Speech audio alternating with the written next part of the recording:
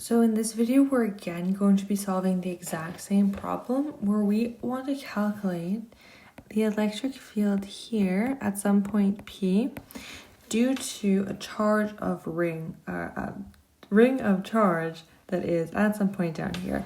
And specifically, we want to calculate the electric field along this central axis here.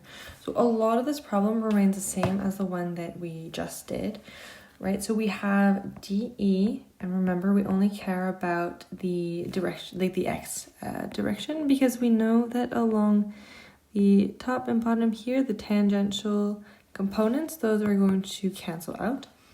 So we know that dx is equal to ke dq cos theta divided by r squared.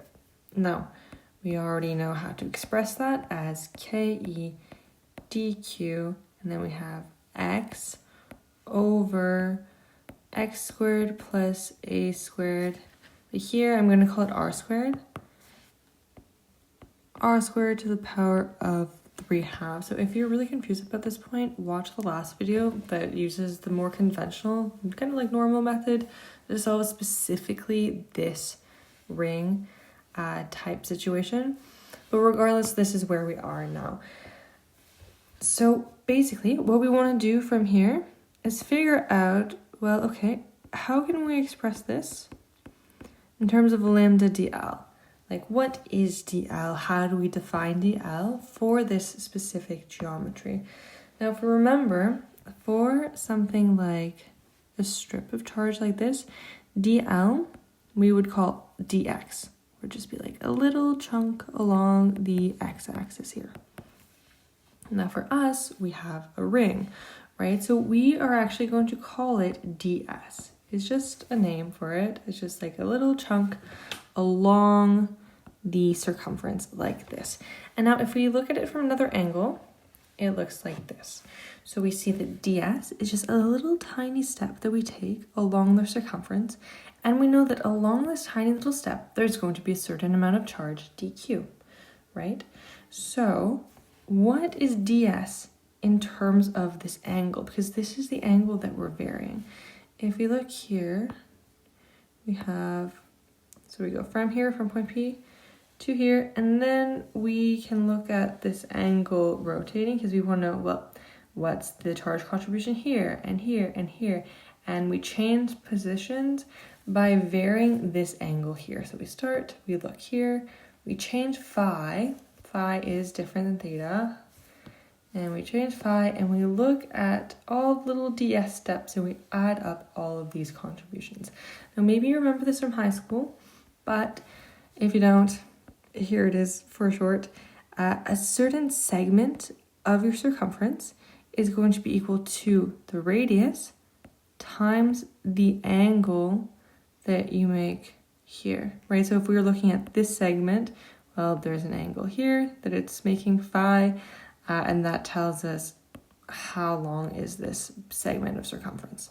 All right, so then from here, we know that ds is equal to the radius times d phi, where d phi is just a little change in the angle here. So this is what ds is. Now we can go down here, and we're not really talking about dl, we're talking about ds. They're all just little chunks of something. So this is going to be lambda r d phi. Now lambda can be anything. Here we're going to assume that it's a continuous distribution of charge. And so we can put all of that into our equation. So dx is equal to ke lambda r d phi x divided by x squared plus r squared to the power of 3/2. So that's our equation for now. We're going to leave it as is, and we're just going to take the integral on both sides. And what we see is the electric field, the x component of the electric field is equal to, take out our constants, so we're going to say lambda r x squared plus r squared. These are all constants, and the only thing that's changing is our d phi. And we're going to rotate our d phi from 0 to 2 pi, because that's what we're looking at here. We're saying, okay, what is the charge contribution coming from this chunk here, and then we're looking at all the chunks all the way around the circle, so from 0 to 2 pi. I should remind you that this phi, this relationship, only applies when your angle is in radians, which is why we're saying 0 to 2 pi instead of 0 to 360. Now to solve this integral, the integral of d phi is d phi, and we evaluate it from 0 to 2 pi. So that's equal to 2 pi minus 0 is equal to 2 pi.